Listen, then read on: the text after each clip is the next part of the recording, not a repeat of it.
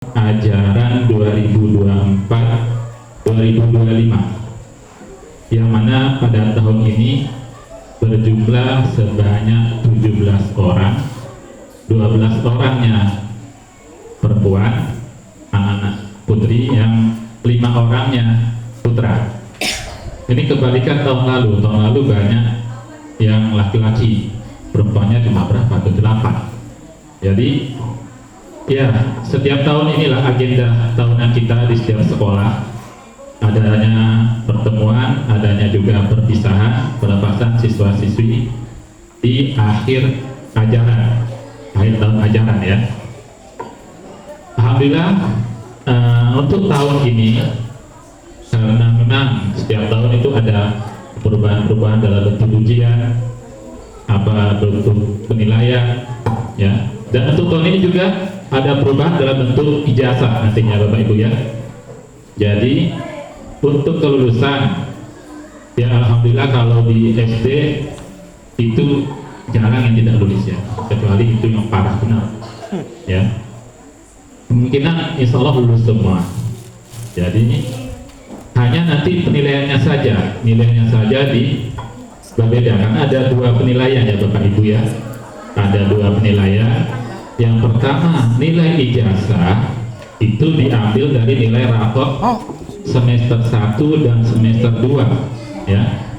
Sama dengan kelas 6 juga 1 dan 2. Kelas 6 semester 2 nya nilai rapotnya di mana? Nilai rapotnya diambil dari nilai ujian asesmen kemarin ya. Memang pemerintah tuh suka ganti-ganti nama, ujian sekolah, asesmen, nanti apa lagi beda-beda tiap tahun seperti itulah. Kita ini yang bawah hanya ngikuti perubahan-perubahan seperti itu.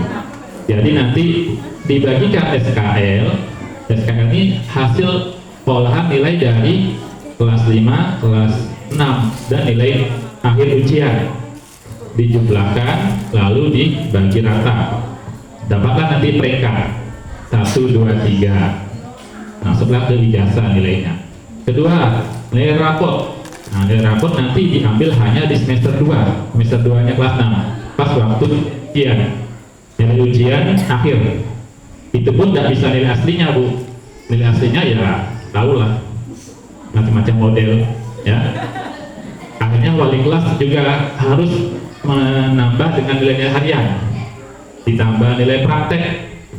Akhirnya dapatlah nilai yang nanti dicantumkan di rapot tertua ya. Karena nilai ijazah beda nanti ya.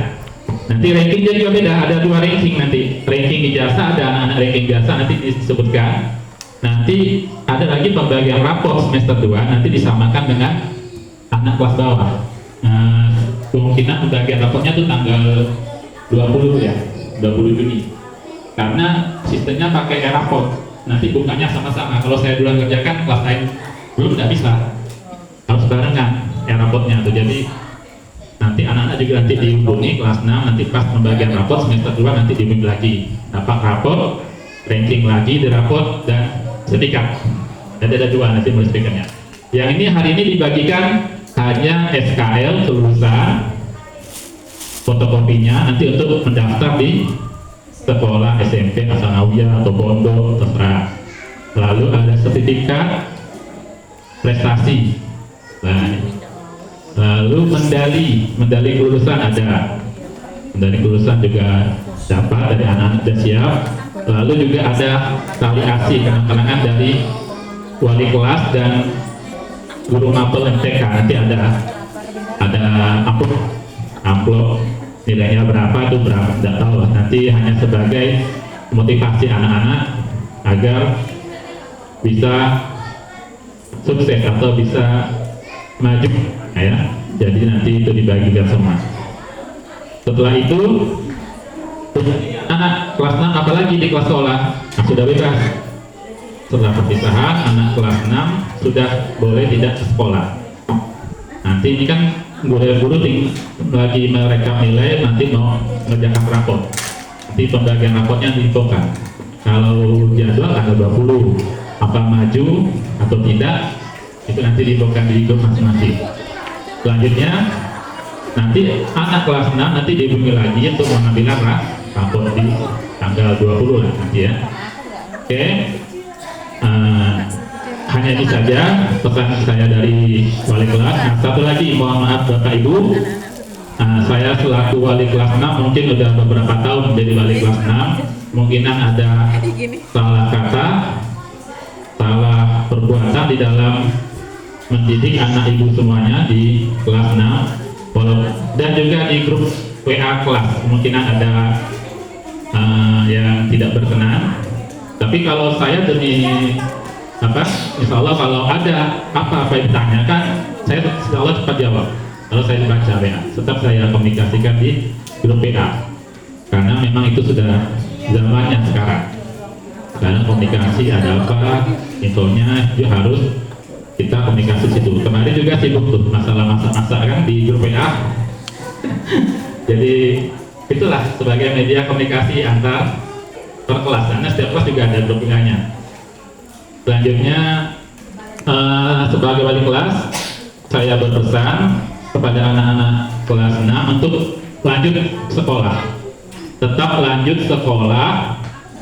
Banyak nih ada SMP 2 Tanawiyah apa berapa tuh yang mulutnya datang atau ke pondok boleh, mungkin ada yang mau pesantren juga silakan. Kalau mondokkan anak tuh memang ya minimal dia tamat SD dulu, jangan kelas 3, kelas 4 pindahkan ke pondok, nggak betah. Ada beberapa tahun lalu tuh kelas 3 masuk pondok di Ambawang, saya tunggu pada beberapa bulan nggak betah, akhirnya sebulan 2 bulan baik lagi sini. Karena juga saya juga pernah mondok ya Bapak Ibu ya, udah paham. Walaupun saya dulu dari Senawiyah ke aliyahnya 3 tahun saja, tapi saya ngerti lah. Jadi memang kalau ada niat menyokong anak pesantren itu harus minimal tamat SD dulu. Kalau bagus tamat SMP atau Senawiyah dulu. Jadi anak udah bisa mandiri. Dan anak juga harus mau. Kalau anaknya tidak mau, nggak usah dipaksa. Nanti masuk sana udah habis banyak, tak betah pulang, kan sayang uangnya. Mending sekolah di jelasin saja di SMP 2 atau Senawiyah sana tuh. Ini 3, tapi jauh ya. Jauh, tapi ya udahlah, SMP 2 lah. Nempuk-nempuk situ nggak apa-apa lah. Ya? Jadi yang penting sekolah. Jangan nanti pikirannya yang anak-anak malu nggak banyak perempuan. Harus sekolah, ya, agar menjadi orang yang mandiri ke depannya.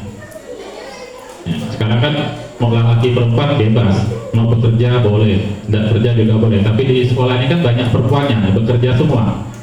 Jadi mandiri. Saya sering melakukan di kelas juga, memotivasi anak-anak. Mengapa? Kalau anak laki-laki itu bekerja itu wajib, karena nanti menikah dan memberi nafkah kepada keluarga. Kalau anak perempuan itu pilihan. Tapi pengalaman saya mengatakan, saya punya kakak 2 orang perempuan, itu bekerja dia dua-duanya. Waktu-waktu kalau orang tua kesusahan, yang bisa bantu tuh paling bisa anak perempuan nantinya. Kalau dia punya pekerjaan, dia punya penghasilan, dia membantu orang tua tidak mikir-mikir karena dia punya penghasilan. Tidak perlu izin suami, uangnya. Itu saya sering kasih tahu. Kalau Pak suami atau anak laki dia nanti satu orang tuanya ada yang susahan, dia mau nolong, itu izin dulu sama istri dulu. Bingung. Jadi itu motif saja. Jadi perempuan laki-laki sama untuk bagaimana cita-cita. Jangan mikirnya tuh tamat sekolah udah dasar sekolah lah, mau nikah, gak ada pekerjaan, nanti harapkan uang dari suaminya, kalau suaminya kaya nanti. Itu sampai segitu. Itu saya coba itu saja di kelas biasanya ya, karena itu sebagai motivasi. Jadi bekerja dimanapun boleh ya, yang penting menghasilkan. Ada keterampilan memasak, menjahit, kan sekarang di Rasto kan sini aja online juga lancar kan, jualan-jualan tuh lancar. Jadi bisa tuh ada bakat masak, jualan, dapat uang ya. Menjahit bisa, karena di Rasto juga termasuk ya online-nya, jualan-jualannya juga ramai. Itu sebagai motivasi. Ada keterampilan ya, sekolah yang maksimal setinggi-tingginya semampu orang tua, sampai tamat SMA wajib SMA ya, tamat SD selesai SMP dan SMA lah minimal, Alia. Kuliah itu pilihan ya Bu, kuliah kita juga paham, ada biaya. Tapi tergantung, kalau anak itu memang sungguh-sungguh, ada jalan. Kalau dia pintar bisa dapat beasiswa, prestasi, ya, kerja, ya kalau untuk kuliah. Memang itu memang tidak semuanya bisa kuliah, memang ada tantangan tersendiri, butuh biaya dan usaha yang lebih. Nah, jadi yang penting bisa bermanfaat untuk kedepannya, ya. Jadi bisa menjadi anak-anak yang mandiri, ya, laki dan wanitanya sama, bisa mandiri ke depannya dan tetap lanjut sekolah minimal SMA atau Alia. Oke Bapak Ibu, mungkin hanya ini saja, mohon maaf sedikit kata dari saya karena sambutan tidak ramai Bu, makanya jangan saya sambutan.